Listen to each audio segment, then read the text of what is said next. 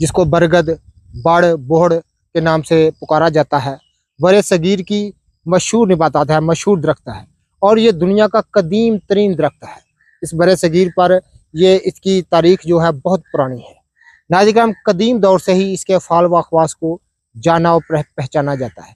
इसका दूध, इसके इसका फल, इसकी दाढ़ी, इसकी छाल, इसके पत्ते, तमाम अंग ही इसके बतौर दवा इस्तेमाल कराए जाते हैं और कदीम तरीन दौर से इसको बतौर दवा इस्तेमाल किया जाता है।